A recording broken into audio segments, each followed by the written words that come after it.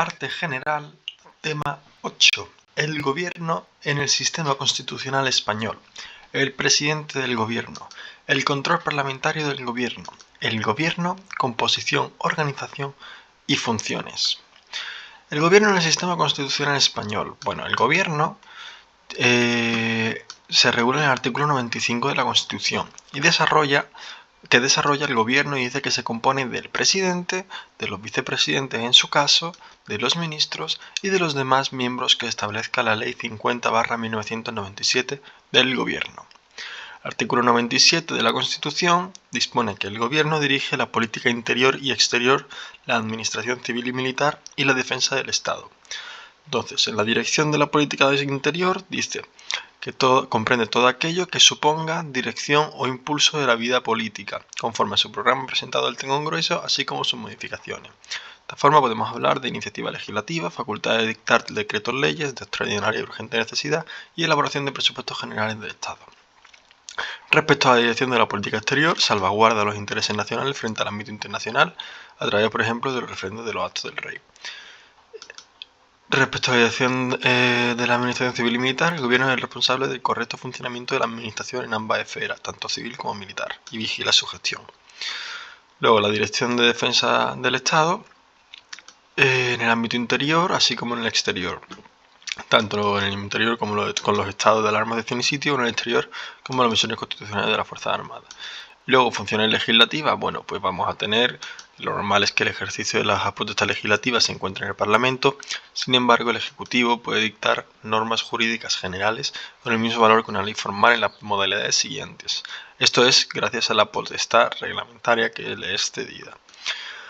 Entonces, las modalidades son decretos legislativos o decretos leyes.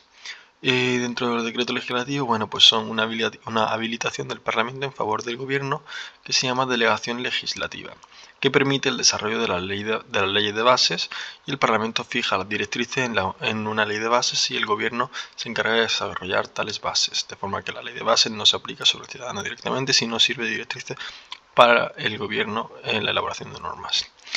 Y luego la refundición de textos dispersos, en el sentido de que comprende los textos legales usualmente dispersos que regulen una misma materia, de forma que el gobierno se encarga de su refundición en un mismo texto a título de texto refundido.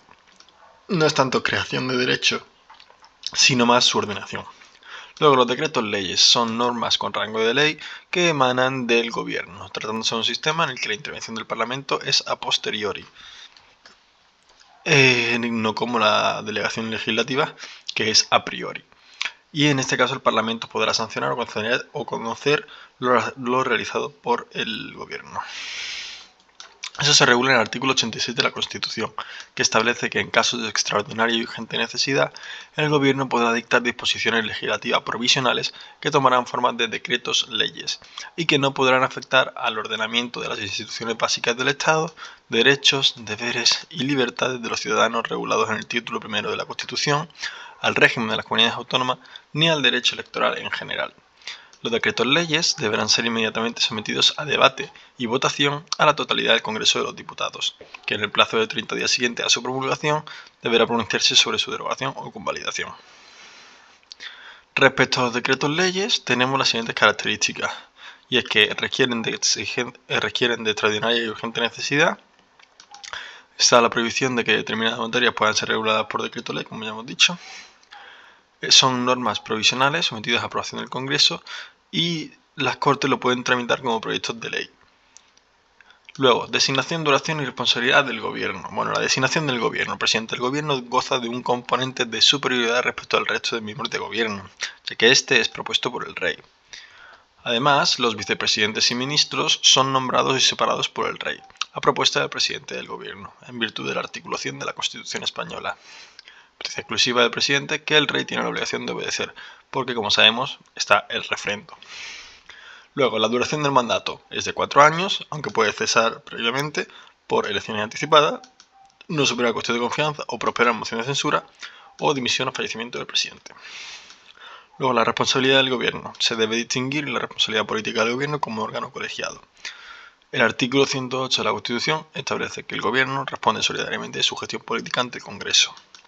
Y el artículo 102 de la Constitución sienta el principio de responsabilidad criminal del presidente y de los demás miembros del gobierno, de forma que será exigible ante la Sala de lo Penal del Tribunal Supremo.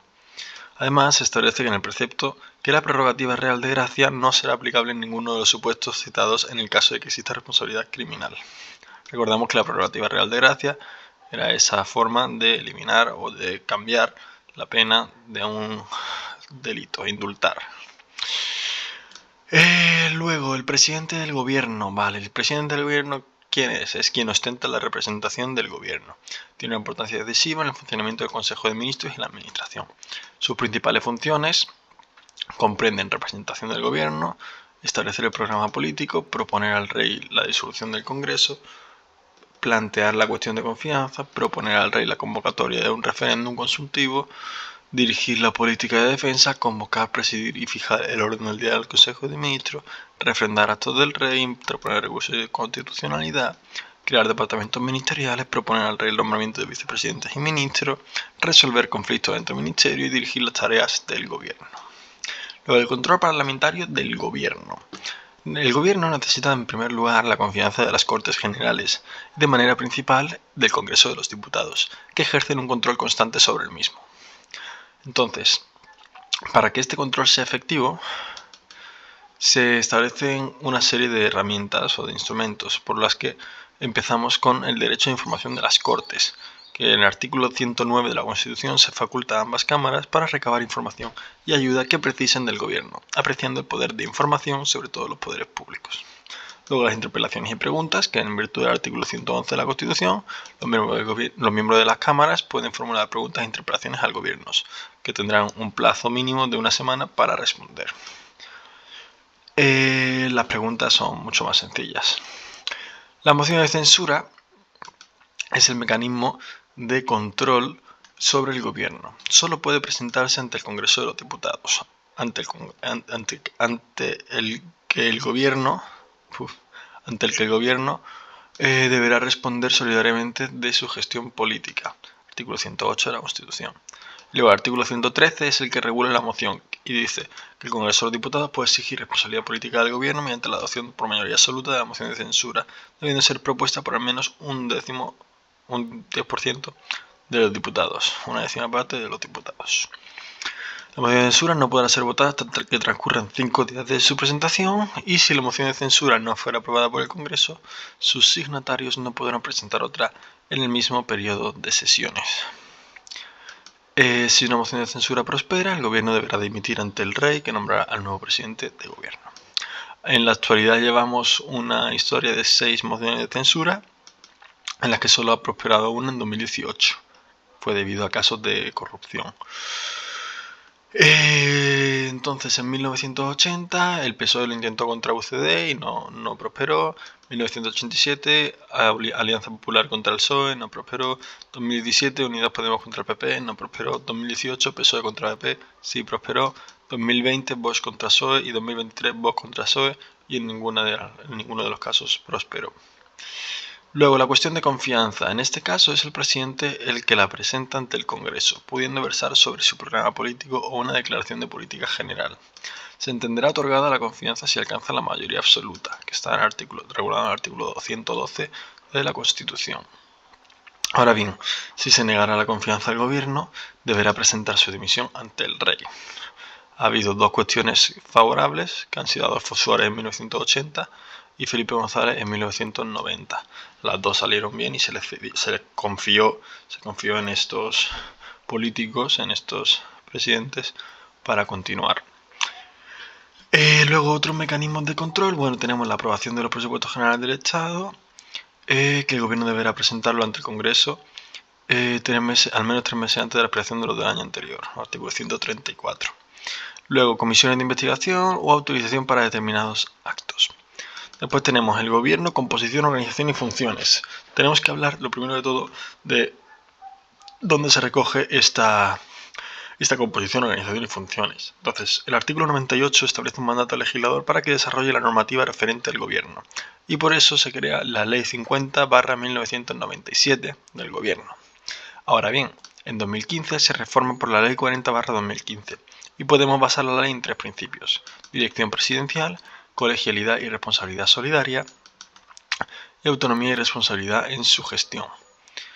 Esta ley 50/1997 consta de 6 títulos. Y luego la composición, organización y funciones del gobierno. Tenemos el artículo 1 de la ley de gobierno, como hemos dicho, la ley 50/1997, establece su composición en presidente, vicepresidente o vicepresidentes en su caso, y ministros.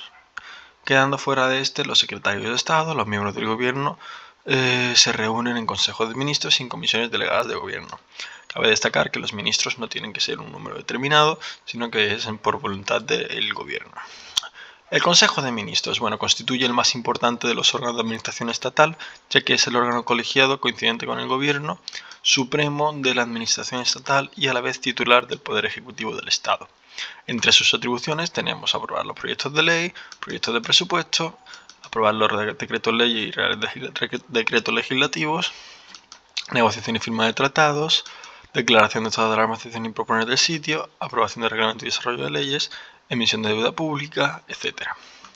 Luego las comisiones delegadas del gobierno, que son debido al cúmulo de asuntos a resolver por el Consejo de Ministros, que se invoca la necesidad de crear comisiones delegadas del gobierno, cuya razón de ser es el estudio de los problemas de determinadas áreas y la coordinación de los departamentos ministeriales en ella integrados. Sus atribuciones comprenden examinar las cuestiones de carácter general relacionadas con varios departamentos ministeriales, estudiar asuntos que afecten a varios ministerios o resolver asuntos que afecten a varios ministerios. Al final, coordinar y cooperar. Su creación y modificación y supresión será acordada por el Consejo de Ministros mediante Real Decreto a propuesta del presidente del Gobierno.